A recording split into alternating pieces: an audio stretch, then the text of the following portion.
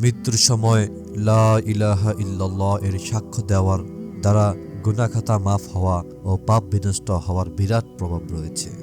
কেননা এটি দৃঢ় বিশ্বাসী বান্দার সাক্ষ্য, যিনি এ কালেমার অন্তর্নিহিত অর্থ বুঝেন।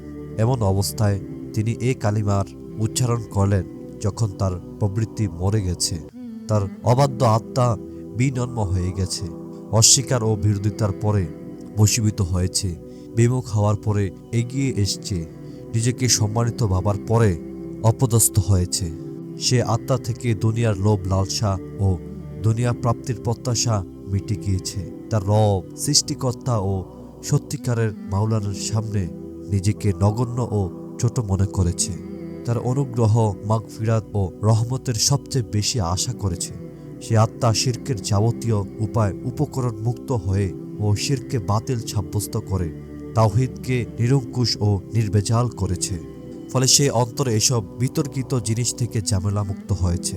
তখন তার অন্তরের সমস্ত চিন্তা চেতনা যোগ হয়েছে আল্লাহর কাছে চলে যাওয়া ও তার কাছে প্রত্যাবর্তন করার।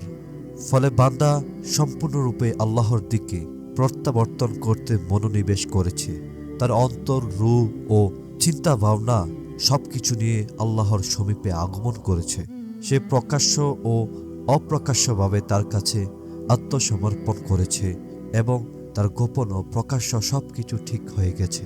বান্দার কালেমা শাহাদা যদি সুস্থ থাকা অবস্থায় এভাবে অর্জিত হতো, তবে সেই দুনিয়া ও দুনিয়ার সবকিছু থেকে বিমুখ হতো, মানুষ থেকে পালিয়ে আল্লাহর কাছে প্রত্যাবর্তন করত এবং অন্য সব কিছু থেকে আলাদা হয়ে আল্লাহর সহচর্যের প্রতি ধাবিত হতো। কিন্তু ইতিপূর্বে সুস্থ অবস্থায় সে তো প্রবৃত্তি, দুনিয়ার ভালোবাসা ও এর উপকরণ বোঝাকৃত অন্তর দ্বারা কালেমা শাহাদা উচ্চারণ করেছে। তার অন্তর দুনিয়া অন্বেষণে পরিপূর্ণ ছিল এবং আল্লাহ ব্যতীত অন্যের কাছে প্রার্থনাকারী ছিল। অতএব মৃত্যুর সময় যেভাবে বান্দা অন্তরে সবকিছু থেকে খালি হয়, পূর্বে সুস্থ অবস্থায় আর কি, যদি সেভাবে খালি হতো তাহলে তার অন্তরের জন্য ভিন্ন সংবাদ, জান্নাতের সুসংবাদ থাকত। তার জীবন হতো পরশুর জীবনের চেয়ে ভিন্নতর। আল্লাহ একমাত্রই সাহায্যকারী।